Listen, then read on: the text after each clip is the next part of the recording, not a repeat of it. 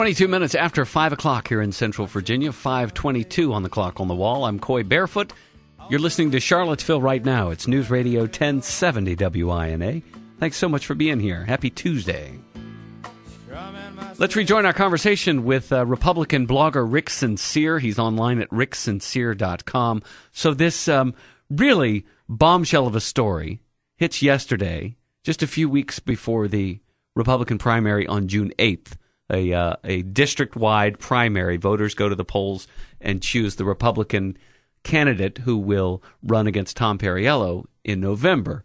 Tell me, where is Feda Morton in this field of folks vying for that Republican nomination, and what impact, if any, this news might have? Well, it's hard to say where Feda or any of the other candidates are right now, because at least I have not seen any independent polling done. There have been some internal campaign polls that have been released that tend to show good things for the candidates who are releasing the polls. There have been some straw polls which are completely unreliable. I know there's at least one that I inadvertently voted on at least twice. But I think... Didn't she win a straw poll? She won a straw poll at the 5th District Convention, but even that one is kind of hard to judge because it was done in a hurried way by someone who had never conducted a straw poll before.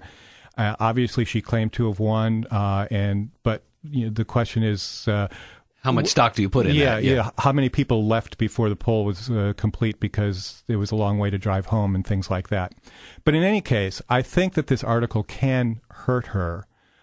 This news can hurt her because voters in this very low turnout Republican primary on June 8th are going to be voting strategically. The aim of every Republican in this district is going to be to nominate the candidate who can best beat Tom Perriello. And Feda Morton has just been weakened. She has just handed Tom Perriello a bunch of ammunition he can use in the general election campaign.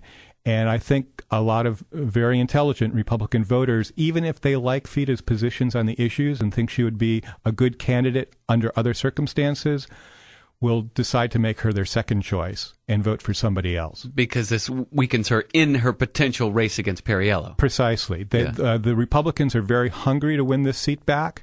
Tom Perriello is going to be a formidable opponent, and they want somebody who can do the best job, especially in terms of debating against Perriello and looking good in the news leading up to the general election in November. It's almost 25 minutes after 5 o'clock here in Central Virginia. It's about 60 degrees. You're listening to Charlottesville Right Now, News Radio 1070 WINA.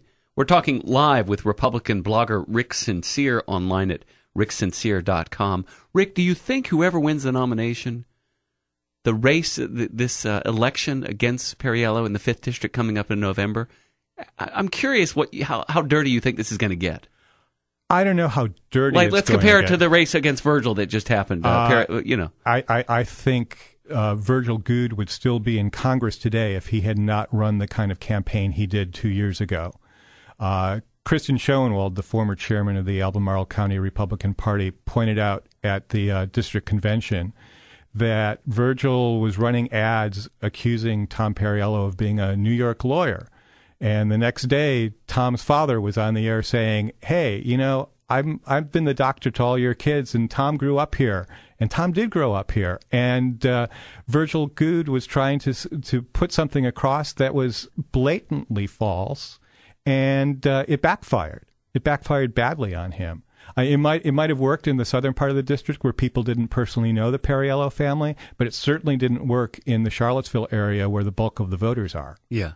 Now, there's always that huge, especially in Virginia, there's always that huge bubble in the middle, and I'm one of them. And we tend to vote, sometimes we vote Republican, sometimes we vote Democrat, and that definitely affected this race in a 5th district that was carved out for a Republican nominee. I mean, this was a district created by Republicans, and little old blue Charlottesville and a little purple Albemarle County is basically in this sea of red in this 5th district, in this 5th congressional district.